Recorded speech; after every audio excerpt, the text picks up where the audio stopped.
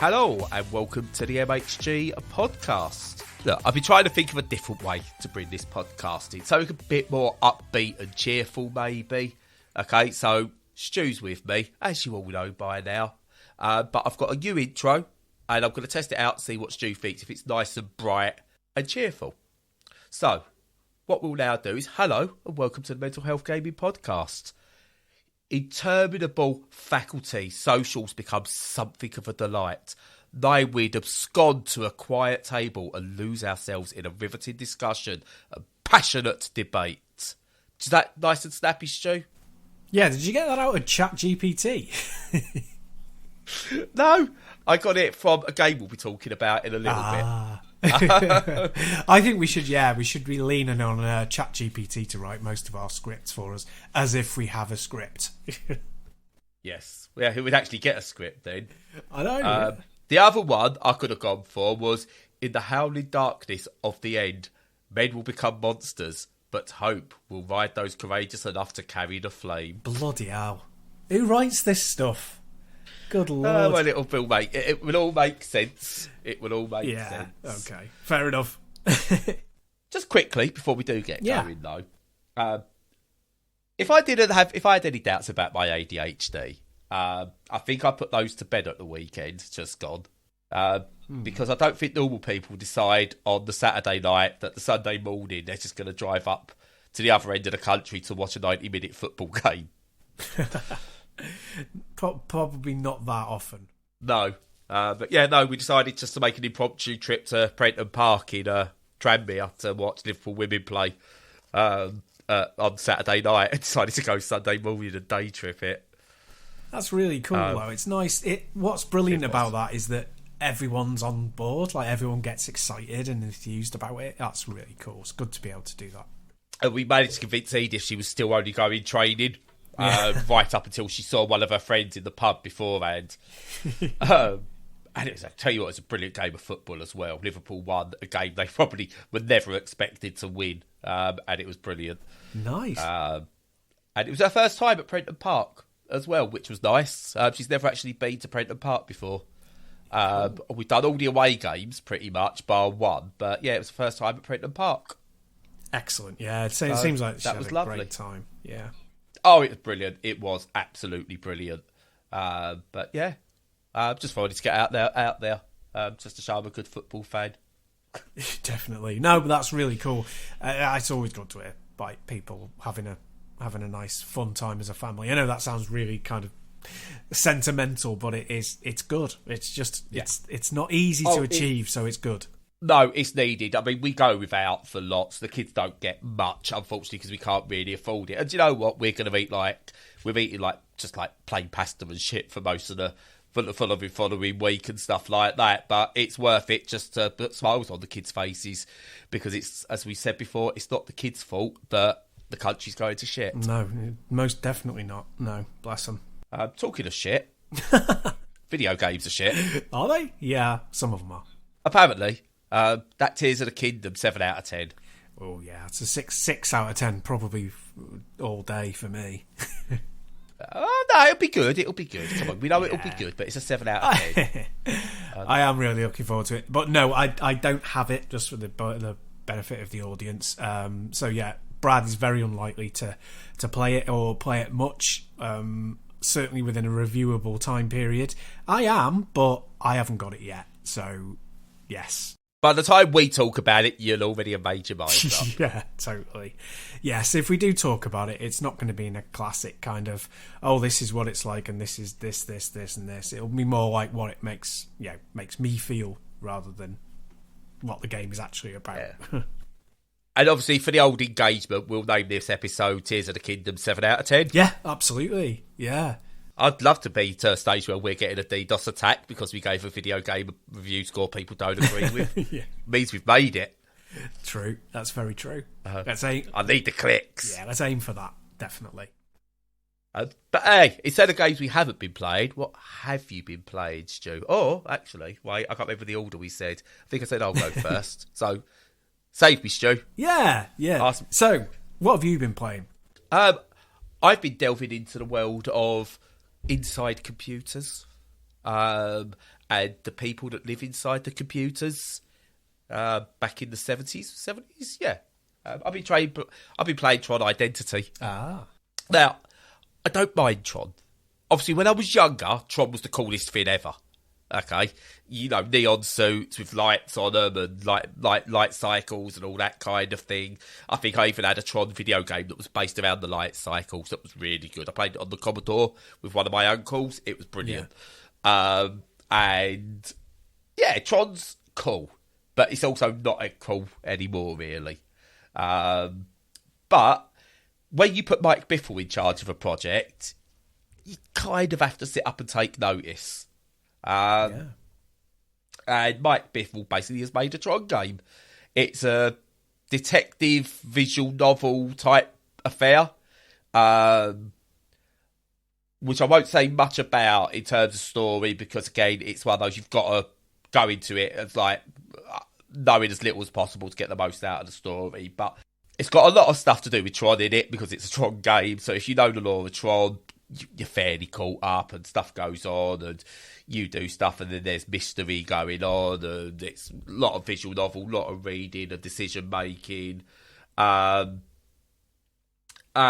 you play someone, I think he's called Query, and he's a detective program, and you've got to uncover of a mystery of kind of what was taken. Something's been taken and you've got to work it all out, who was involved, that kind of thing. And considering it's a visual novel with a lot of just reading and making what seems like binary choices, it flows together really, really, really well. And it feels like, okay, I suppose almost the evolution of the old Ian Livingstone books. Again, I think we've mentioned these with other games before.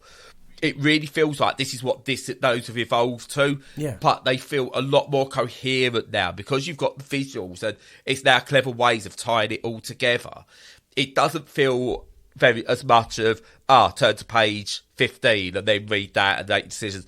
It just flows a lot more naturally. And considering I've never really cared much about the story of Tron, I just thought it had cool aesthetics. This is the first time I've done anything to do with Tron and actually cared about the story. Yeah. It's got lots of little puzzling elements in it as well, so it's not just reading.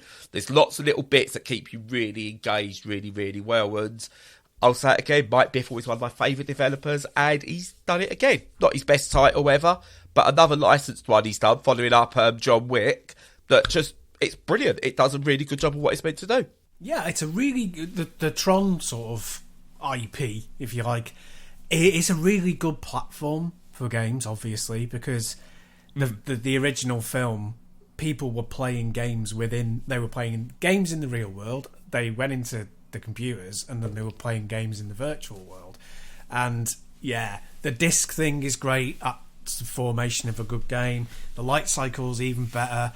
I've only ever played 2 Tron games. One is like a browser game where you use you play the light cycle thing with the key, with like the arrow keys, which was really good fun. It's just a free in browser game, great to play when you're supposed to be working in an office.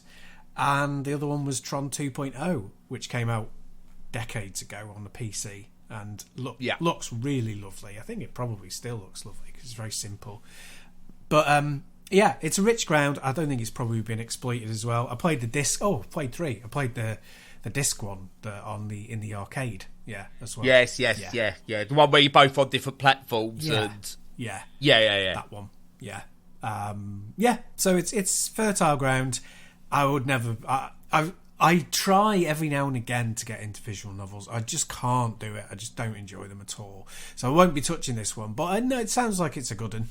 Yeah, I mean, I keep saying I don't do visual novels. I do. I think the problem I've still got is I look at visual novels and just think of like waifu type things, which doesn't help. Where they've moved, obviously, most of the ones I've played are waifu type games.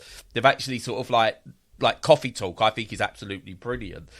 This works really, really, really well. So they've moved on. They need, I think it's just the term visual novel is a bit creepy. And I don't mean that in a nasty way, because I know there are people that enjoy the subject matter of what the original visual novels were, but it almost needs a U-turn to sort of like give it the respect it deserves as a genre. Yeah, probably. Yeah, because it's much more than that, isn't it? They're not just visual novels; they're still games. You know, they're much more immersive than that. So, yeah, it could do with being rebadged. Yeah, definitely. A Biffle game, but no, he does more than just that. Does Mike Biffle? Mike Biffle, do you know what? He's always reinventing himself, always keeping things fresh. And I really do respect everything he's put out, because I don't think he's got many duds in his library. So fair play. Absolutely. So from inside computers with 2D visuals to robots, Stu? Yeah, well, I mean, it's got a very similar aesthetic to the classic Tron. I've been playing the 3D Don't Die Mr. Robot demo, and mixed thoughts. But gameplay-wise, it's a corker. It certainly seems to be... I don't think I'm playing it very well. I think I'm a bit naff, and I'm not sure if I'm needing to recalibrate what I do. But I don't remember the original game very well, because I played it a little bit and it didn't really catch for me for various reasons. But this one really has. But so what? And you can correct me if I'm wrong, because probably am.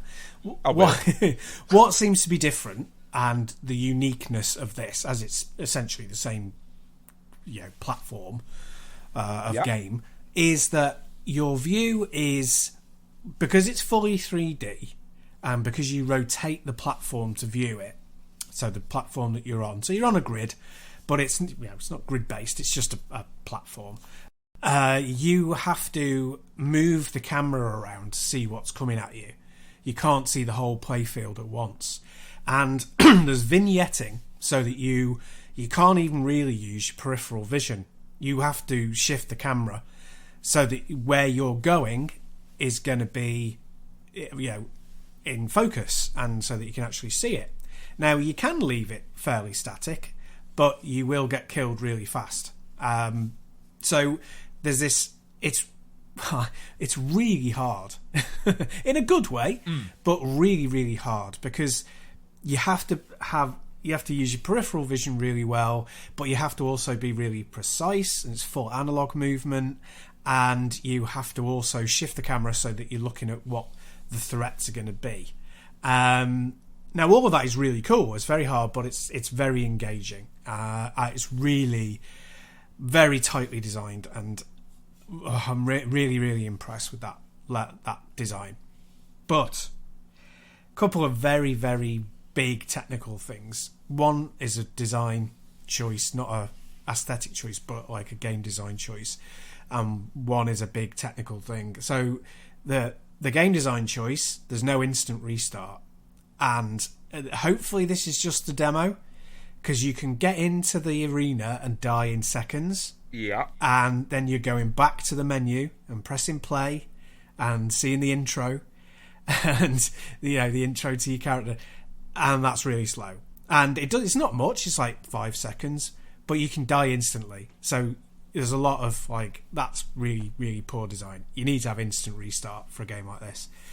And sort of aligned with that is it runs desperately badly on the deck. I've not played it on my computer yet, but absolutely terrible. There's a level of, when it starts each time, and bear in mind, as you die a lot, you start a lot. There's massive lag and slowdown while it gets going, and it struggles to maintain 40 FPS. You're more often at 30. It doesn't seem to do 30 very consistently either. It often chugs along at 20 frames per second. So it's got a real problem with its engine at the moment that I see. Especially, I mean, I can't comment on what it's like on a full fat PC, but as this is something that you assume is going to be on Switch, it looks like it needs a lot of work on its engine, to be quite honest with you. I'll do some more digging, and it's only a demo, but it's a real concern because it takes away from... because reactions are so important. You can't have input lag in a game like this. You really can't. It's got to have immediate response, and it's not there. So it's a great game, really at the moment let down by some really big technical issues. So I've not played the demo, and I'm going to buy this regardless, because the original games have given me so much, and I've been lucky enough to get all of them on review, and I feel like I should give back to the developer at some point. So I'm going to buy this sight unseen. But I do have my concerns, which is, what does the 3D bring that adds to the game? Because the 2D top-down, smooth as butter, does everything you need it to do. There's no such thing as a perfect game, but it's one-button gaming. I've said before, I think when I've spoke about Don't Die, Mr. Robot, it does that thing that made Super Monkey Ball just perfect to play, because you've only got to show someone it's this button or this stick, and that's how you play the game. You move, and it's as simple as that. Adding the 3D to it, does it make it harder to judge? Will I struggle because I don't see in 3D because of my vision? There are a few things that concern me, and if it is just the same game in 3D, are you actually taken away from what makes it brilliant in the first place? I don't know. But I get your concerns. I'm hoping the performance concerns are just like the demo is obviously it's going to be an early-ish build of it. So I'm hoping it's that. Because the videos of it running look really smooth. So, again, I'm just hoping it is a thing. Maybe not optimised on the deck yet or something. I don't know. But, yeah, so in your opinion, what does the 3D add or take away? Well, as I say, I mean, you have to use... So it stopped being a single input game because it's a dual input game now. So, like the first game, there's no buttons to press, but you've got one stick to move your character and one stick to move the camera. You have to move the camera. It's not optional because you can't leave the camera static because you can't see what's coming. So it moves. The camera moves in full 3D, so it moves on the X and Y axis. And imagine that if you put the playfield under a glass bowl, the camera can move. A semicircular glass bowl. The camera can move at any point across that glass bowl, but the glass bowl only sits over sort of 70% of the area. So you see the stuff outside of that by pointing the camera so that it's looking into the distance. It's really hard to describe. Really, really hard. It's very easy to understand visually when you're playing it. The visual language of the game is easy enough. But yeah, it really does require that. So a really good example is it's easy to see in your peripheral vision the laser firing things, the ones that fire the great big lasers right across the screen. Yeah. It's not easy to see when they're going to fire. You have to be very aware of that. Even harder than that, the rocket guys that come on that look like Bullet Bill, they can, if you're at the edge of the screen, they can just appear. There'll be a little exclamation mark that's saying they're going to arrive. Yeah. But they can just, you can miss that, and because you haven't got the camera pointed in the right angle, they can come in and you won't see them. And then there's those clamps. There's like the spiky clamps that come together. Yeah. At the moment, they're the hardest thing for me because they are right at either edge of your visible area. Sometimes you don't see them at all. And then, wham, they've got you. So, yeah, it's really, really hard. It's really hard. And you have to keep that camera in motion all the time to make sure you're seeing everything that's happening. And trying to do that whilst navigating your character, it's a real challenge. Good, as I say, a really good game, but a very hard game. And I think it's hard to evaluate how tight the mechanics are until I've played it on something where I can get a solid 60 frames per second or above, really. Yeah. And to be honest, I think it's very hard to improve on what the original Don't Die Mr. Robot was. I think it's, for its cost and for what it does, I thought it was absolutely perfect. I don't think I ever played it and went, oh, do you know what this needs? 3D. Yeah. But, Mike and the team, they've made some really good games, and if they want to be experimental, I'm all for that, because they're trying something. They're trying to see what they can do with it, and I'm always, if you want to try something, go for it, and they've earned the right to try something, and I hope it works out for them. But, as I said, I'm going to buy it regardless, because I want to reward them for the joy they've given me, but I could see why this might not be a success compared... Well, they've never had the success that they deserve. Which is unfortunate. And I can see why this might not be, but I hope I'm wrong. Yeah, me too. It's very much a wait and see. I'll definitely be buying it as well to reward them. I think there's a lot of good in it, and we'll just see for the rest. And if you haven't bought Don't Die Mr. Robot, buy the 2D version because it is absolutely fantastic. A game you can put on if you've not played it in months, put on, still know what you're doing. You can set a challenge and take it from the one-time #1 Don't Die Mr. Robot player in the world. Just want to point that out. #1 at some point. Sorry, I'm just halfway across the room trying to plug in my controller because I'm desperate to see what the 3D game runs like on my PC. Oh, okay, fair enough. But yeah, I'll just point out again, the one-time #1 player in the world. When there were 3 people online. That's right. Whoa! There was 20-odd people, thank you very much. Wow. I know. Well done. I beat the developers out and someone from the forum. Awesome. So that's pretty good. I don't know where I am now. I think I've dropped down the list now. Probably.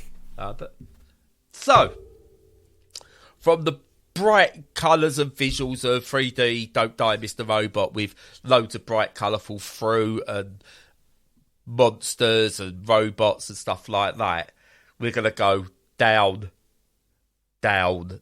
into the deepest, darkest depths of the dungeon for a second time, because I've been playing Darkest Dungeon 2. Now it's been released on Steam. I assume you're aware of the original Darkest Dungeon, Stu? Peripherally, yeah. Yeah, you've never... it's not one I imagine you've ever played. Certainly not. No. So, the original Darkest Dungeon was basically a turn-based combat dungeon crawler type thing where you had to do a lot of squad management a la the XCOM games, and it dealt with things like stress and mental health and things like that in there. You had to find ways to help your characters with their mental health. Some issues they'd get would give them benefits, others would be negative traits, and all loads of different things like that. And it was really, really good. But I had troubles with the in-between parts, the actual managing them between dungeon runs. I felt it was a bit too overwhelming. So, Darkest Dungeon 2's come out, and they've turned it into a roguelite. Now, stay with me, Stu, okay? No, right, so it's what they've done with this is they've completely streamlined what I would call the boring bits. So now, instead of having to grind your way for 30, 40 hours to get decent enough squads to take out into a dungeon run, basically you pick 4 characters from a roster and you start fresh every time. And you build them up as you go, as you would in a roguelite. And it works because of it. It's taken out the horrible grind, and you still get all the different traits. You know, characters can become resentful, they can get stressed. When they hit a stress level, they could have a meltdown, lose all their health, or they become resolute and gain extra health and extra buffs and things like that. It's got all those bits in there. But now you kind of ride this this stagecoach down through a level, and you follow this level in a Slay the Spire style map. So you choose which way you want to go, what events there'll be, stuff like that. And then you go in and you still do usual battles against minion type enemies, and then you might get boss enemies, and you work your way to fight a big boss. And yeah, it's absolutely wonderful. It has taken, I think, the best bits of Darkest Dungeon, kept those and improved on them, in my opinion, and got rid of the grind to make it a much more accessible game, but not an easier game, which is what it could. That was the danger. If they made it accessible and easy, they would lose so many fans. But they've made it accessible, but kept the difficulty. And it's one where I think the roguelite element works perfectly for a sequel. Honestly, if you still prefer the management side of it, the first game is still totally got all that, and you can play that to your heart's content, and it doesn't feel old. But this is another way of onboarding, and it onboards much, much easier than Darkest Dungeon did. And I've been playing a good number of hours of this since it came out 4 days ago, I think, at the time of recording. And it's absolutely brilliant. Its visual style is amazing. The gameplay is spot on. They've made it. They've considered handhelds or smaller screens now because text is readable, which was a big problem in the first one. Again, that makes it easier to play for me. And yeah, I just absolutely have fallen for this game in a big way over the past few days. Nice, yeah, that's good. The streamlining thing sounds like quite a critical, not critical as in criticism, as in important, an important change that they made. Yeah. Oh yeah, no, definitely, and it's like. I know when some people, they're a fan of a game and a style, they hear streamline, they're like, oh, God, yeah, they're just going to take out the bits I like. It's a different game. It's not... The main part, the battles are Darkest Dungeon, but again, it's not... You're not losing out by not playing this one if you only like... If you're a big fan of the XCOM style base building, so to speak, that you get with it, or squad grinding. If you like that side of it, then, yeah, okay, this might not be for you. But for someone who didn't get on with that, and that's what put them off playing a lot more Darkest Dungeon than they wanted to play. This is everything I want from a Darkest Dungeon game. And for me, this is how you do a sequel as well. It's not just more of the same. They've taken the core of the game and they built something else around it to make a proper sequel that keeps the theme, keeps everything, but is a different game. And it means that if you did like the first game, you still got it. You're not like everyone's suddenly moving to this one, and you're going to miss out on it because they've changed everything. Like because it's similar but not what you like. It's a completely different game in many respects. And yeah, this one is for me over the first one. Others might still prefer the first one. That's your choice, but yeah, this is brilliant. I love it. Nice, yeah, that sounds really cool. Yeah, I really like it when things move on like that, and they keep the core of what got you interested in that series in the first place, but they move things forward in the right way. It doesn't happen enough, but I'm glad that it's happened here for you. Yeah, no, it's brilliant, and it's got a wonderful narrator as well, who's very poetic and dark. Yeah. So there's that. But yeah, absolutely brilliant. Absolutely brilliant. If you do like roguelites, it's definitely something for you. If you like dungeon crawlers, it's there for you.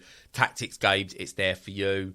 But not a deck in sight. So it doesn't quite hit Brad Bingo.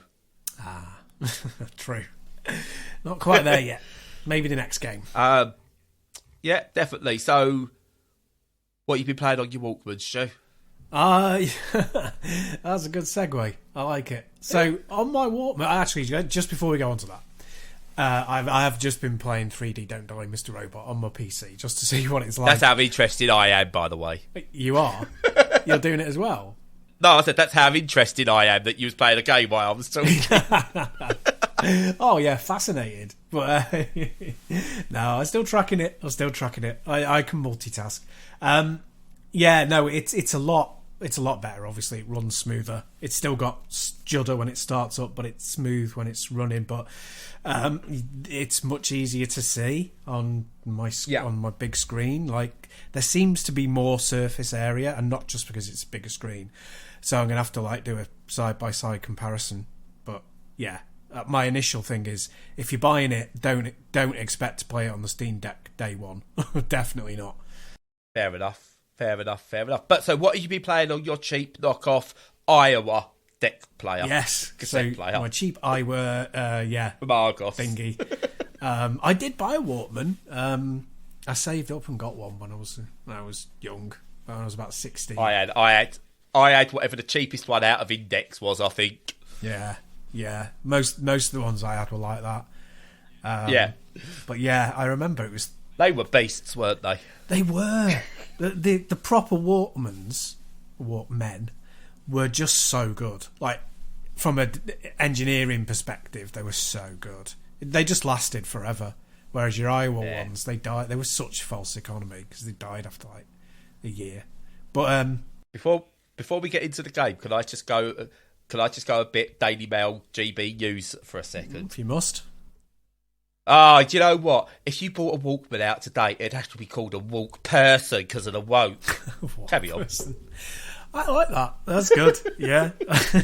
Sony should do that just to piss everyone off. Oh, I would love that. Yeah. But to put in your obviously into your... This is the longest segue ever. I know, right? A good one though. But yeah, if you want to put something in your Walkperson, you're going to put in a cassette and bar segue connection Cassette Beasts. Yay!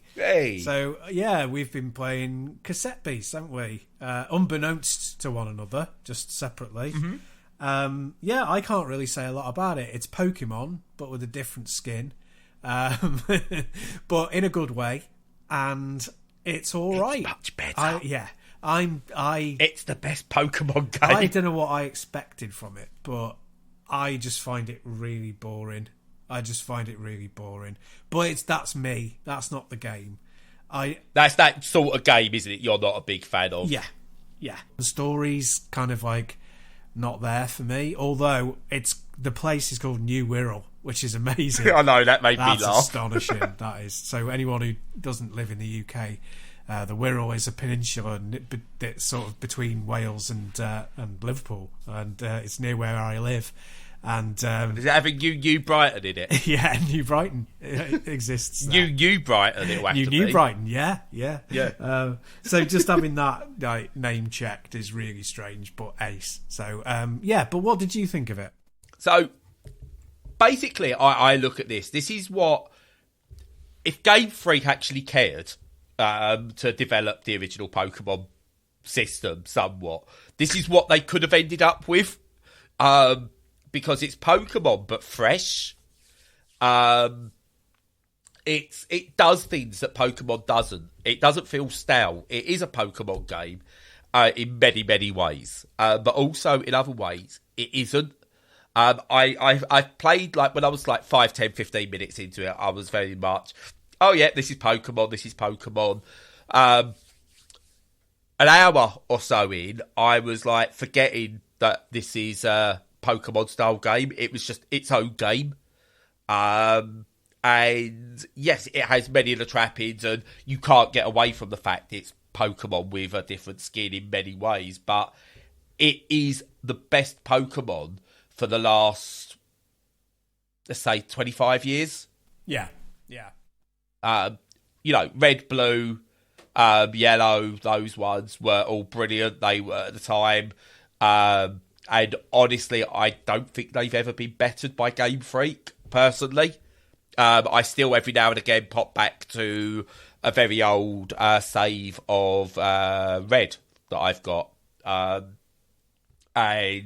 I play that. I've managed to keep my save and get it transferred onto a normal file, so I could knock it around whatever system I've got.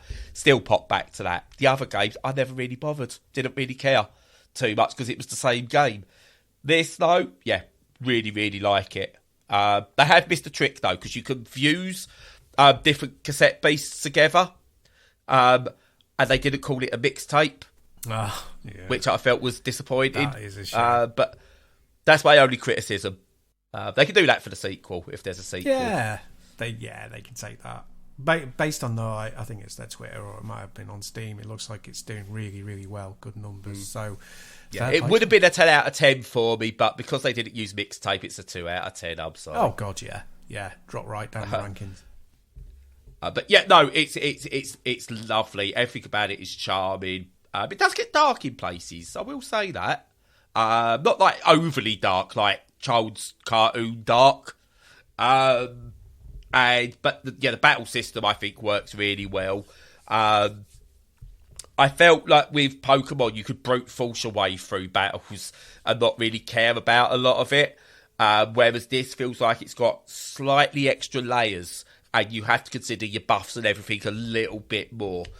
Animals are in the open as well, so as you're travelling, you come across other beasts. They're all in the open, so they're all in the world, and so you're not like going, "Oh, I'm walking through this grass. Oh, now I've been surprised," or anything like that. So it's taken all the bits that don't work with Pokemon and sort of improved on it. But it's not just about that. Whilst you're in the overworld, in your human form, because you transform into the beasts, they're not actually fighting the beasts themselves. You take their powers and transfer into them because you copy them, and you've got to play it. So again, I don't want to go too much into story and ruin anything. But there's lots of puzzles and things like that to do in the overworld. And what's really good is once you've got a beast's ability, and one of my biggest pet hates with Pokemon was always, you got the ability to swim, but you've got to make sure you've got that particular Pokemon equipped. You might have a flying Pokemon and a swimming Pokemon type one in your actual inventory that you carry around with you, but it's the one that's equipped has to be the one to help you do that task. Like, you've got to have the Pokemon with Slash to cut down bushes. Not just have it in your pocket, you've got to actually have it. Whereas this goes, well, once you've learnt that base skill, you can do it. So, yeah, brilliant, well done. Let's do that. And it's got a diverse range of characters as well. Yeah. Because, would you believe it, there are black people in the world, and you get those in this one as well. Yeah. There's no helplessness. I mean, I'm a bit harsh on Pokemon there because, Misty is never a damsel in distress as such. Jessie is as equal to James in Team Rocket and everything like that as well. So I will say, in terms of gender equality, they've always been pretty okay there. But it feels a lot more diverse in terms of skin colour and stuff like that, for one. And you can choose your pronouns as well. So, well done. Good for them on that one. Yep. And, yeah, I like it. The characters are fun. Like the different, cassette beasts are there. They, the way you can mix them, they all create something unique. And there's not 8 million of them. So it feels a bit more confined in a good way. But yeah, I absolutely love it. I've only a couple of hours in to it so far. It's one I'm going to do like I played the original Pokemon, where half hour here and there every day, or once a week, couple of times a week, whatever. I'm just going to in and out, play it, enjoy it, let it take its time. But it is absolutely wonderful and better than any Pokemon since the first. There you go. Yep, I think it's going to appear in a lot of people's top 10 lists this year, I reckon. Yes, I don't think it's going to be anyone's game of the year, personally. But if there's a category for is anything finally better than Pokemon that's going to be a success, this will be number one. Yeah. Yeah. And also, it doesn't have the word mod in it as well, which so many clones have in some way. And it's like, get away from the actual pocket monsters thing, which is what this does. Yeah. It's beautifully coloured as well, and it shows that you don't have to go fully 3D to improve the game, which was always the argument with Pokemon, that it had to go 3D to do something different. Didn't. Just needed to be a bit different at times and evolve for a game that's about evolution, it didn't really evolve all that much. True. Yeah. Cool. Yeah, no, it's a good one. Yeah. Not for me, but definitely a good one. I've got nothing else to say. We haven't played. I said we haven't played yet. Stu hasn't played yet. Zelda. I will at some point way down the line. I've got too many games to play. I'm playing a game that I can't talk about yet fully, called Planet of Lana. And I've got no need to play Breath of the Wild. No, the other one. Tears of the Kingdom. Because I'm playing Planet of Lana. And I will say now ahead of time, without doing full coverage, we may be talking Game of the Year territory here. Nice. I like it. But you've got to wait another 2 weeks before I can properly cover it. Wow. But it's 2 weeks? That's too long. Yeah, I got it very early. But yeah, what's the embargo? It's like 23rd of May, I think, the embargo. But yeah, it's wonderful. I absolutely love it. I've even passed my notes on to the developers. I went straight back to the PR and went, can you send this note to the developers? I really, really like this game and I need to tell someone. Nice. Well done. Yeah. So yeah, looking forward to hearing about that one. I've been playing tons and tons of Resident Evil 4 VR, which is it's an absolute corker. You know, it's the GOAT. It's not necessarily my greatest of all time, but it's definitely up there. You know, and it's just so good in VR. It totally changes the way that you do your crowd control, the kind of weapons that you want to have in your inventory, and weapon switching out. It's so good. It's the absolute gold standard of how you convert an old game into VR, which should be happening constantly, in my opinion. You know, as I've said before, anything like that you can do in first person, you pretty much should be able to shift over into VR if it's old, because no worries about the power. So it's great. So that's been taking up a lot of my time. But other than that, yeah, it's been a good gaming week, really, and I am kind of looking forward to Tears of the Kingdom as well, when I can be bothered to pay for it, because I'm cheap. Yeah.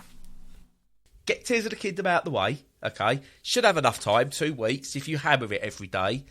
Get it out the way, right? Then get ready for Planet Alana. I'm sure everyone will take you up on that, definitely. But yeah, in the meantime, all 30 people that listen. In the meantime, follow us on all the socials and join our Discord if you fancy conversation about any topic you like, including games. And in the meantime, until next week, stay safe and stay sane.